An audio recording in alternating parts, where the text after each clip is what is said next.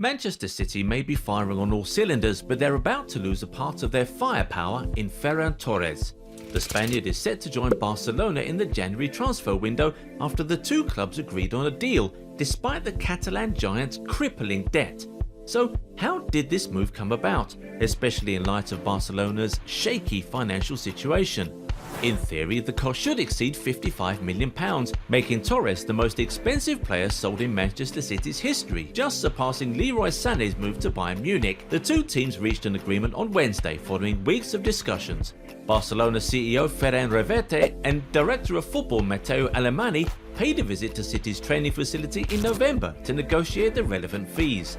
The deal begins with a guaranteed payment of £46.7 million, with additional clauses worth more than £8 million.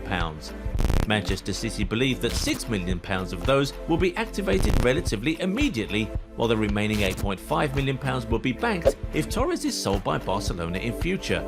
Given Barcelona's staggering £849 million debt, this is a very reasonable question. Barcelona's financial troubles are very well known, but the transfer is possible thanks to a £508 million, yes, you heard that right, a £508 million loan from Goldman Sachs. This astronomical fee is to be paid up over the course of 35 years, with a 5-year grace period to help them restructure their finances. As outlined by Spanish journalist Alvaro Montero too, Barcelona reportedly have some cash reserves to help fund this deal, although clearly not enough without the loan from Goldman Sachs. Montero also states that the structuring of the instalments to Manchester City may be over a longer period of time. For example, rather than paying one big fee straight away with smaller instalments later, Montero believes that City could be quite generous and allow Barca to pay smaller instalments over a larger time frame.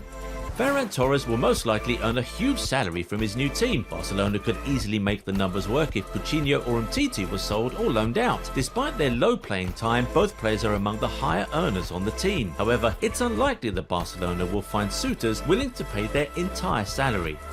The Catalans, on the other hand, have a different plan. To sign Torres without having to sell any big fish, they might have to sell or loan out 2 or 3 fringe players.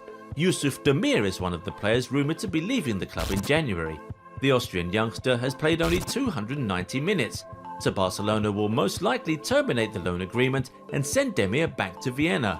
Sergi Roberto and Ousmane Dembele present similar cases.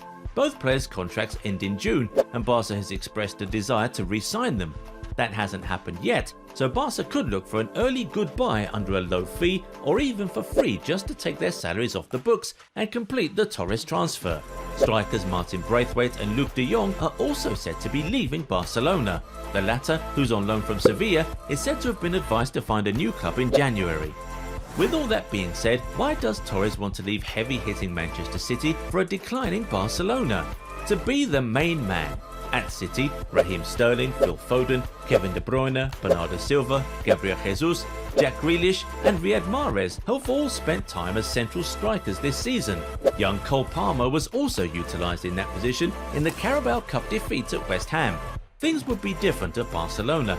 He might be expected to play as a centre forward and even out wide at times, with Memphis Depay taking on the number 9 role as well.